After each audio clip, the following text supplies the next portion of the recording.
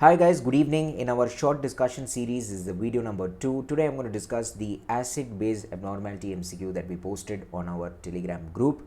So today is going to be a short discussion on ABG analysis. So this is the question that was posted. A 60-year-old male with a 3-day history of diarrhea and vomiting is brought to the emergency department in a drowsy state. BP is 70/40, so there is hypotension. Heart rate is 120, there is tachycardia. He suffered a respiratory arrest, was intubated, revived, and started on fluids and vasopressors. ABG is thus, pH is 6.91, by PCO2 is 23, PO2 is 75, and electrolytes sodium 130, potassium 2.5. The bicarbonate is 6 and chloride is 108. So the question was identify the acid-base abnormality. So we have 4 options and all the 4 options represent a mixed acid-base disorder. So we're going to find out the correct answer and how to approach such an MCQ. So in our NEET SS examination, definitely one question is coming from fluids and electrolytes, at least one question, and more often than not it is from ABG analysis. Okay, so it's among the 4 acid-base disorders that we commonly see. So let's go to the discussion. So what are the concepts that we're going to discuss in this video? Okay, number 1, what are the acid-base abnormalities and the expected compensatory changes? Number 2, what are the steps in ABG analysis? And I'm going to introduce you to 2 concepts. One is anion gap and delta gap. So in this video, we will discuss only serum anion gap. In another video, we will discuss about urine anion gap and its relevance as well. Okay. So let's go. So this is a tabular column from Brenner's textbook for nephrology. So this is one of my favorite tabular columns because it gives us one additional information that is usually missing from other textbooks. Okay, so I'll tell you. So the 4 acid-base abnormalities that we usually encounter, as you all know, are respiratory acidosis, respiratory alkalosis, metabolic acidosis, and metabolic alkalosis. Okay, so what happens in each, I'm sure all of you are familiar. So let us only discuss about the compensatory changes, the expected compensatory changes. Here I wanted to introduce to just one concept, that the lungs are very fast in adaptation. Okay, so either keeps carbon dioxide or lets out a lot of carbon dioxide to adjust to the acid-base milieu in the body. Therefore, in cases of metabolic acidosis or metabolic alkalosis, that is when the primary problem is metabolic and the lung has to compensate, it does it very fast. Okay, so there is no concept of an acute change or chronic change in case of metabolic acidosis or alkalosis. Okay, the lungs are very fast in adapting, whereas when the primary problem is in the respiratory system, okay, either there is hypoventilation or hyperventilation leading to respiratory acidosis and respiratory alkalosis respectively, the kidney takes a little longer to adapt. Okay, so there is an acute response and then there is a chronic response. That is because the different expression of various channels in the renal tubules have to change, and this takes time. So thereby you have to remember that there is a change in the acute compensation and chronic compensation. Very easy to remember. Whenever there is respiratory acidosis, that is, there is more CO2 in the body, the kidney retains bicarbonate. The kidney retains bicarbonate. So there is more bicarbonate in your body. In case of respiratory acidosis, that is the normal compensation. Okay, so always the direction also is in the same direction. Please remember. Okay, more PCO2, so the normal response is more HCO3. Okay, so remember that for every 10 milliequivalents increase in the PCO2, there is 1 increase in bicarb. Similarly, in chronic, there is a 4 increase in bicarb, +1 and +4. Simple. Okay, in case of respiratory alkalosis, when there is a CO2 washout, the kidney let goes of bicarbonate. So there is -2 in acute respiratory alkalosis. That is, for every 10 mmHg, there is a decrease in serum bicarbonate by 2, and in chronic respiratory alkalosis you have -5. So I want you to remember only these numbers, +1, +4, -2 and -5. Okay, coming to metabolic acidosis and metabolic alkalosis, I already told you it's only a single thing. The lungs are very fast in adapting. So please remember, okay, this formula. Okay, the PCO2, the formula. Okay, so I'll just go to another white screen and just explain to you. It's called the Winter's formula. Okay, it's called the Winter's formula. So this formula is used to calculate the expected range of carbon dioxide compensation in a case of metabolic acidosis or metabolic alkalosis. The formula, here goes the formula. PCO2, the expected PCO2 is equal to 1.5 times the bicarbonate on your ABG plus 8 plus or minus 2. That's going to be the range. Okay, so please remember Winter's formulas. We'll be applying this formula in our MCQ. PCO2 is 1.5 times the bicarbonate plus 8 plus or minus 2. There's a shortcut where you do 15 plus your bicarb to achieve the approximate PCO2. That's okay on a day-to-day basis, but for MCQs, please use this formula. PCO2 is 1.5 times the bicarb on your ABG plus 8 plus or minus 2. So going back to this tabular column. So the other thing, the very special part of this tabular column, why I told you it's my favorite, is because in Harrison or in 𝗡𝗃, you do not have this last column called limits of compensation. Okay, I hope there's an MCQ on this because it's my favorite. You need to know that the body has its limits. It cannot go on compensating. Okay, for example, let's take this example. In a case of metabolic acidosis, where you expect your lungs to push out more CO2, okay, so that the acidosis is balanced. Okay, you excrete acid in the form of carbon dioxide through expired air.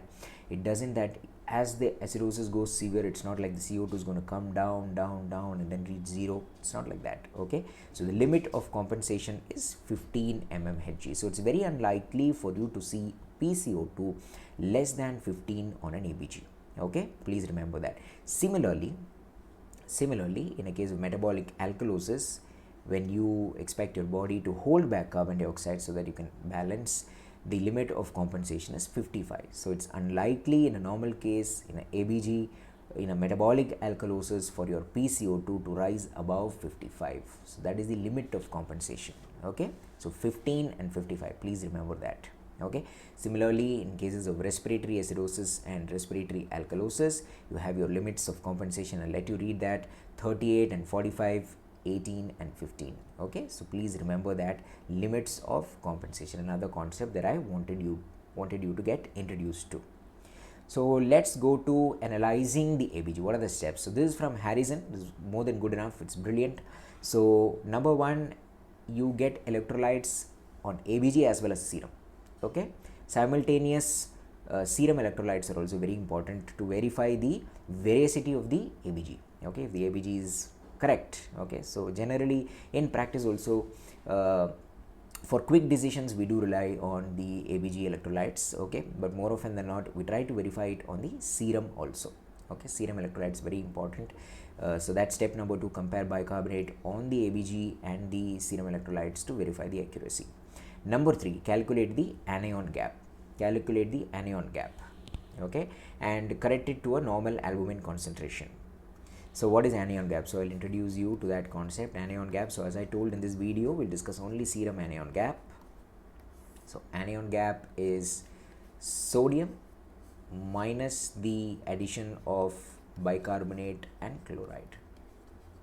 Very simple formula. I'm sure you already know this. So anion gap, and for every drop 1 gram from the normal value of 4.5, or in some books it's 4.1, you add plus 2.5 to this anion gap. Okay, to give you a quick example, suppose your calculated anion gap is 15, okay, and you have an albumin of 2.5, okay, which means there is a decrease of 2 grams. Considering 4.5 to be normal, or 4.1 in some textbooks, there is a decrease of 2.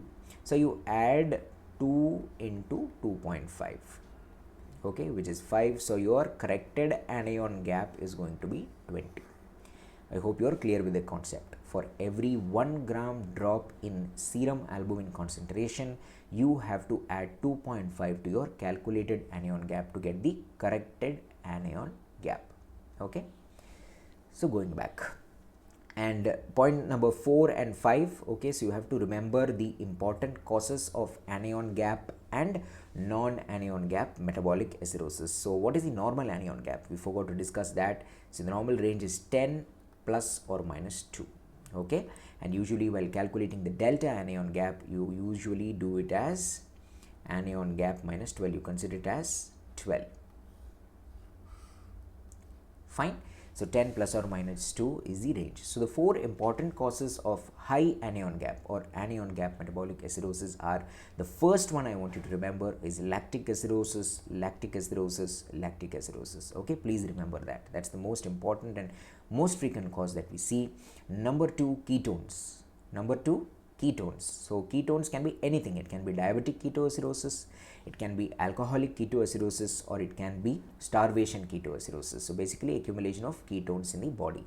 Number 3, toxins. Number 3, toxins. So we're talking about toxic alcohols. You have ethylene glycol and methanol being the common toxins that we encounter. And number 4, renal failure. Okay, renal failure, specifically chronic renal failure, specifically advanced renal failure. Okay, so in advanced renal failure, by which I mean that the GFR is less than 15 ml per minute. Okay, when the GFR is less than 15 ml per minute, you expect a high anion gap or an anion gap metabolic acidosis, whereas when GFR in earlier stages of CKD, you more often than not expect a non-anion gap or normal anion gap metabolic acidosis. Okay, and what are the 2 common causes of hyperchloremic or non-anion gap metabolic acidosis? One is renal tubular acidosis, when the kidney is at fault. We will discuss it in another video. And number 2, when there is a extra renal loss of bicarbonate, so that is diarrhea and vomiting, more often diarrhea. Okay, so that is an extra renal loss of bicarbonate, or when there are any urethral anastomosis. Okay, when there is any, in certain surgeries we have to do that, we have some diversion surgeries in which there is a connection between the gastric system and the urethral system, which leads to loss of bicarbonate. So that is also a cause of non-gap acidosis. So step number 6 is estimating compensatory response. Just now we discussed that, and you have to compare the anion gap and change in bicarbonate. So that's where we're going to the next concept. So anion gap we already discussed, the normal range being 10 plus or minus 2. Yes, so within this range it's non-anion gap, and above this range it's high anion gap. So what is delta gap? Okay, here I don't want you to get confused at all. So we usually compare the change in anion gap, okay, delta Ag, which is Ag minus 12, delta anion gap, and delta bicarbonate. Delta bicarbonate is usually calculated as 24 is taken as normal, 24 minus your HCO3. So this is the usual formula, and you compare these two values and arrive at a conclusion. So when do you use the delta gap? So that is what you have to remember. That is what you have to remember. So let's go to a blank screen here. When do you use delta gap? When do you use the delta gap? Number 1, okay, whenever there is a high anion gap metabolic acidosis. Okay, it is only in this situation that you calculate the delta gap, whenever there is a high anion gap metabolic acidosis. Number 2, why do you want to calculate the delta gap? You want to calculate the delta gap because you want to know if there is any additional metabolic abnormality.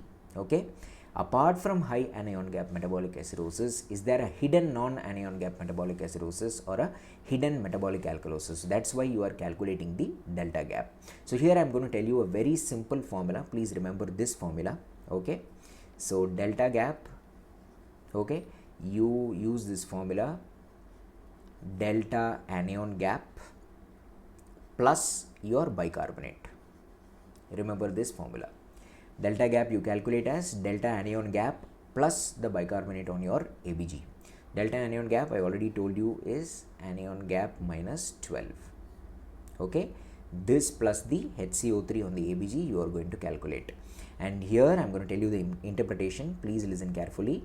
If this number is going to be less than 18, then it means that there is an additional non-anion gap metabolic acidosis. Okay, if this number is less than 18, it means that there is an additional non-anion gap metabolic acidosis. If this number is between 18 and 30, then it means that there is no additional abnormality.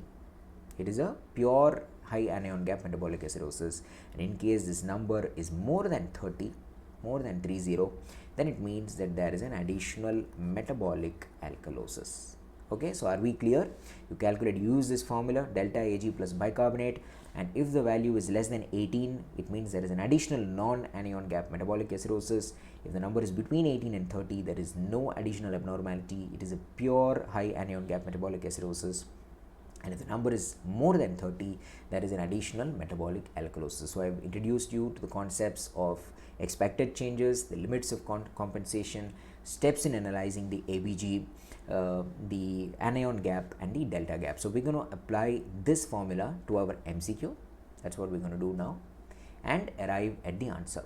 Okay, so we first look at the pH. It is 6.91, okay, which means we are convinced that there is a acidosis. Okay, and we look at PCO2 and bicarbonate immediately. PCO2 is 23, which is less than the normal value, and HCO3 is 6, which is very much reduced. So we have understood that it is a primary metabolic abnormality. Okay, so there is a primary metabolic acidosis, and now we need to know if it is a high anion gap or a non-anion gap metabolic acidosis, and we are also going to calculate the expected change in carbon dioxide. Okay, so let's just quickly look at the numbers. Yes, and we'll go to a blank screen. So pH is 6.91, so it's an acidosis. We are going to calculate the, and we know that the bicarbonate is 6, so it is a primary metabolic acidosis. So we want to know if it is high anion gap or non-anion gap. Okay, so what is the formula for anion gap? It is sodium minus chloride plus bicarbonate. So applying the values, 130 in our MCQ, 108 was the chloride and 6 is the bicarbonate, so you get a value of 16. So this is outside the range of 10 plus or minus 2. So it is a high anion gap metabolic acidosis. Okay, it is a high anion gap metabolic acidosis. That much we are convinced. Step number 2, we want to know if there is any additional metabolic abnormality. So we're going to calculate the delta gap. We are going to calculate the delta gap. How are we going to calculate? Delta Ag plus bicarbonate. So what is the delta Ag in our MCQ? 16 minus 12. Yes, 16 minus 12 plus the bicarbonate was 6. So it is 4 plus 6, it is 10. So this number is less than 18, which means there is an additional non-anion gap metabolic acidosis. As simple as that. And next we are going to calculate the expected carbon dioxide, sorry. Okay, so the expected PCO2 in this 60-year-old male, okay, in this 60-year-old male is 1.5 times into the bicarbonate, which is 6 in our case, plus 8 plus or minus 2. So that is 1.5 into 6 is 9, plus 8 is 17, plus or minus 2. So the range of expected carbon dioxide is 15 to 19. So in case it is this side of 15, which I just told you is unlikely because that's the limit of compensation. So if it were this side, then it means that there is an additional respiratory alkalosis, or if it is more than 19, it means that there is an additional respiratory acidosis. As simple as that. So it's uncompensated. There is an additional respiratory acidosis. So what was the value? The value in our ABG is 23. It means that there is an additional respiratory acidosis. So that's the importance of calculating the expected compensation. So there is an additional respiratory acidosis because it is outside the calculated range. So the answer to our MCQ, going back, okay, is option number C. There is an anion gap acidosis, there is an additional non-anion gap acidosis, and there is a respiratory acidosis. So it's a triple acidosis. Okay, so analyzing in a case scenario, so this calculation is one part. We also have to analyze it in the context. Okay, so I told you that the most important cause for high anion gap metabolic acidosis is lactic acidosis. So this patient has hypotension. Okay, so it is a state of, he's in shock. There is a state of reduced global perfusion. So that will cause lactic acidosis. So that must be the reason for his anion gap acidosis. On the same hand, he's been having diarrhea and vomiting for the past 3 days. Okay, so he's having an extra renal loss of bicarbonate, and that could be the reason for his non-anion gap acidosis. So lactic acidosis and diarrhea, vomiting causing an additional non-gap acidosis. And also, okay, he had a respiratory arrest, so obviously there is a hypoventilation, okay, so which would have caused the respiratory acidosis. That apart, he also seems to have a significant hypokalemia, okay, significant hypokalemia 2.5, which also contributes to the respiratory muscle weakness. Okay, so apart from the respiratory arrest and the hypoventilation, also hypokalemia will also play a role. So respiratory acidosis, anion gap acidosis, and non-gap acidosis. Okay, so I hope you learned some points about ABG analysis. Okay, I'll see you in another video soon. So to help you prepare well for NEET SS, so we have an MCQ bank on the Surgtest app. It has around 1200 questions, and we will be updating them periodically. I'll be adding questions, okay, and we also have high yield nephrology notes on the NeuraxisPro app, and we also are going to release 4 grand tests. Okay, a 60 question test was already uploaded recently, okay, which you can go and take up. So download these 2 apps and use the material on them for good preparation towards NEET SS nephrology. Okay, I'm also trying to make more videos, so in case you have any particular topic requests, please feel free to message me so that I can try and shoot them for you. Happy learning, all the best, and stay safe during these difficult times.